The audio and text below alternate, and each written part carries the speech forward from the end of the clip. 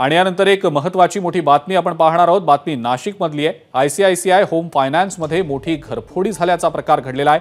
लॉकरमधनं 222 खातेदारांचे जवळपास 5 कोटी रुपयांचे दागिने गायब झालेले आहेत। या प्रकरणी आता सरकारवाडा पोलीस ठाण्यामध्ये गुन्हा दाखल करण्यात आलेला आहे। पोलिसांनी तपासाला सुरुवात देखील केलेली आहे। नाशिक शहरातल्या डोंगरे वसतिगृह चौकातल्या 3ऱ्या मजल्यावर ही फायनान्स संस्था आहे।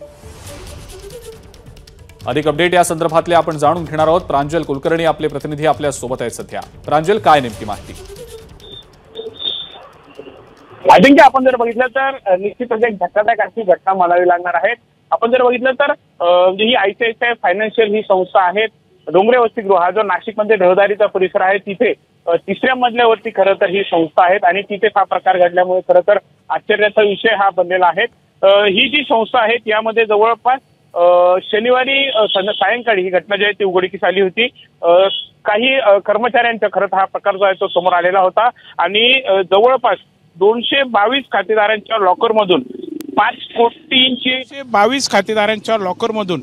5 कोटींचे दागिने जे आहेत ते गायब झालेले आहेत। यानंतर गुन्हे शाखेला ही माहिती जी आहे ती देण्यात आली होती। पोलीस जे आहे तिथे पोहोचले होते आणि सीसीटीव्हीच्या आधारे हा सर्व तपास जो आहे तो केला जातोय। यात विशेष गोष्ट म्हणजे जी सूत्रांनी दिलेल्या त्यानुसार या ज्या चाव्या आहेत त्या मध्ये ठेवण्यात आलेल्या होत्या। त्यामुळे एकंदरीतच हा संशयाचा विषय हा बनलेला आहे।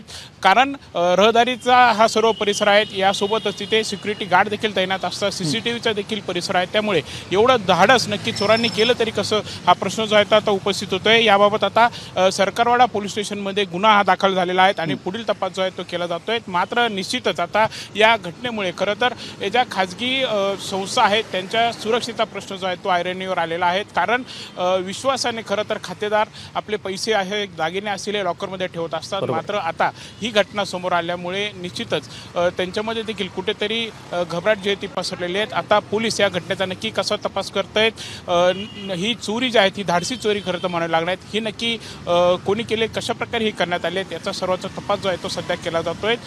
सीसीटीव्हीमध्ये चोरांचे चेहरे देखील बघायला मिळत आहेत। त्यामुळे आता पोलीस जे आहेत त्यांच्या मागावरती पथकं जे आहेत ती त्यांच्या मागावरती आहेत। ठीक आहे प्रांजल, धन्यवाद सविस्तर माहिती आपण दिली त्याबद्दल।